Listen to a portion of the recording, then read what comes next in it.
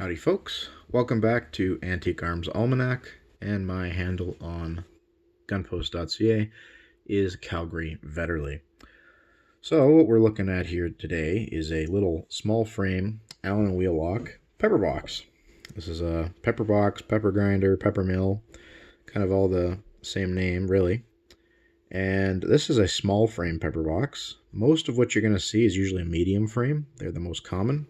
And a lot of them are 36 cal and 32 cal as well. This is a 32 cal 5-shot, not a 6.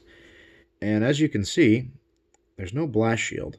Most of the Allen and Thurbers, and even a lot of the Allen Wheelock earlier guns, had blast shields. And what was that reason that was done was to prevent multiple discharges or chain fire. Oh, there's my cat looking down the muzzle there.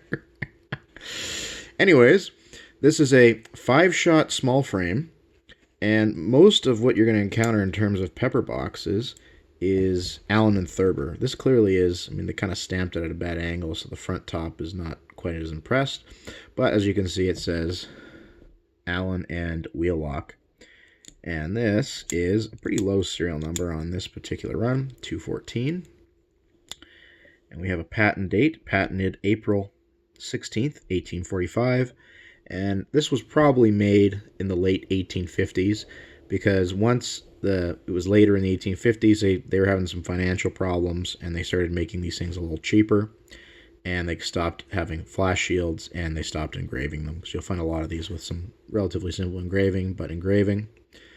And another thing on these is it's very common to see is on the bottom of this hammer here is it'll be filed off. You'll have a lot of file marks on top of here. And that doesn't really look like file marks to me right there. Let's get that to focus. Come on. It does look a little bit warm, but that's just the hammer slapping against the top of the frame here. The nipples are not replaceable, is the point I'm trying to make here. The reason you'd file the hammer is so that the hammer hits the nipple deeper, because these are not like, you know, little thread-in nipples. They're not readily replaceable. And so if you want to shoot these things and you have one that doesn't fire, you can always file the bottom of the hammer. That's the traditional remedy for that.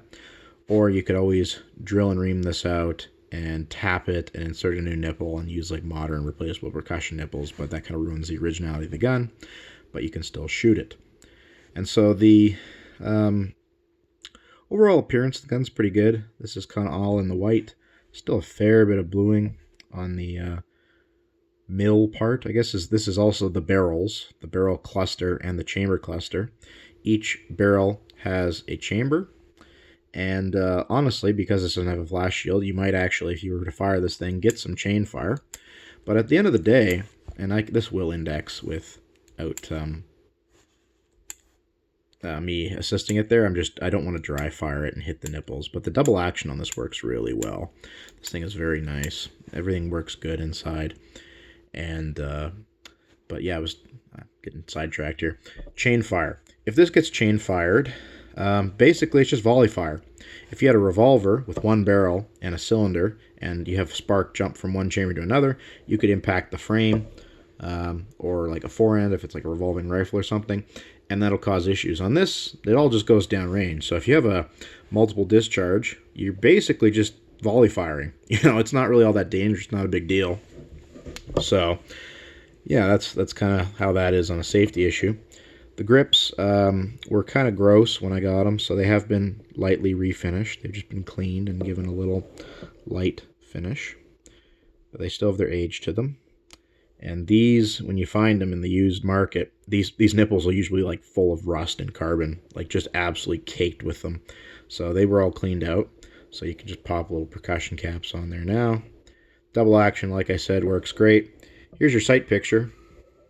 You know, that's kind of how it goes. There's no sights on this thing. This is poker table distances. You know, this is not the easiest thing. I could take this apart with a screwdriver. I'm not going to bother on this video, but basically it just indexes on the back, and there's a locating pin that helps work the double action. These are double action only. One thing to keep an eye out on these types of gun is this little screw here. it's actually, what it does is put tension on the mainspring, and it lets you adjust the trigger, pull, and the action and everything. They're not actually necessary. Usually the spring is all hunky-dory and tension enough, and these screws were often threaded out because it is kind of a sharp little screw on your fingers, and people got annoyed with them and they just threw the screws out, and so these are often missing, and this one has the screw in there, so it's quite a nice little thing. Bam, bam, bam, 5 shots of 32 caliber, 311 diameter balls.